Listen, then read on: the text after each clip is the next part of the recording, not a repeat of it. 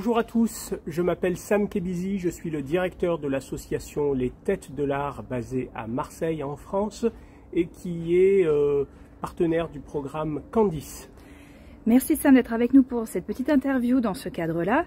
Alors ma première question est la suivante. Depuis combien de temps tu abordes la thématique de la citoyenneté avec les jeunes et qu'est-ce que ça t'a apporté ? Une date clé pour moi, c'est l'année 1989 qui correspond en France au bicentenaire de la Révolution française, année où il y a eu plein d'ateliers, de manifestations, de débats et je devais avoir 16-17 ans et ça m'a aidé à comprendre et à aimer les enjeux qui tournent autour de la citoyenneté et depuis 30 ans, plus de 30 ans maintenant, je continue à m'intéresser à ces questions, elles m'aident à rester vivant, et à toujours me questionner sur la place de l'individu dans la cité. Alors lorsque comme toi on enseigne ou on anime des ateliers avec des jeunes sur la question de la citoyenneté, quels sont les outils auxquels on a accès? Comment est-ce qu'on peut faire ça? Alors avant les outils, il y a une règle, ne jamais aborder frontalement la question de la citoyenneté avec les jeunes ou en tout cas ne pas essayer de l'enseigner de manière descendante, l'école le fait déjà et l'enjeu pour moi en termes d'outillage c'est de permettre par l'expérience, par les outils de travail, par les méthodes d'éducation populaire de faire vivre la question de la citoyenneté, de faire en sorte que les jeunes soient confrontés à ça, débattent de ça et à la fin ce sont eux qui vont déduire ce qu'est la citoyenneté et ce qu'elle veut dire.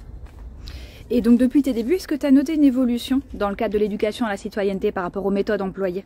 Non, il faut se dire les choses, les fondamentaux sont toujours là.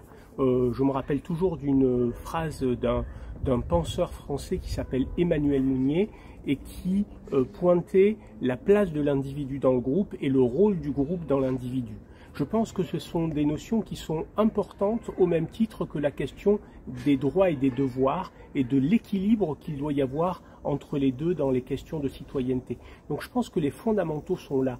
La citoyenneté est une question transversale et elle doit le rester, elle doit toucher à tous les sujets. Par contre, il y a effectivement une évolution de certains thèmes aujourd'hui qu'il y a à travailler de manière spécifique. Et justement, par rapport à ça, est-ce que tu pourrais nous citer quels sont les enjeux qui sont importants à aborder dans ce cadre-là, pour toi?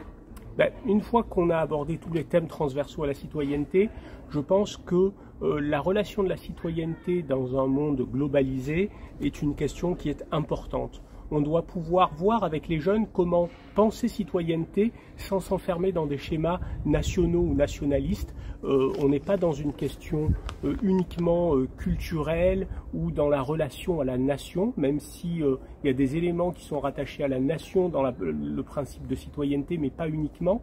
Et on doit pouvoir penser la citoyenneté à l'échelle supranationale, de manière générale, mais pouvoir essayer de l'appliquer au plus proche de soi et de chez soi dans son environnement. Ça, c'est un enjeu important. Le deuxième que je citerai, c'est l'enjeu de la digitalisation, des relations et des connexions par les réseaux sociaux notamment, qui doit nous amener à penser différemment la manière de débattre et de transmettre la question de la citoyenneté.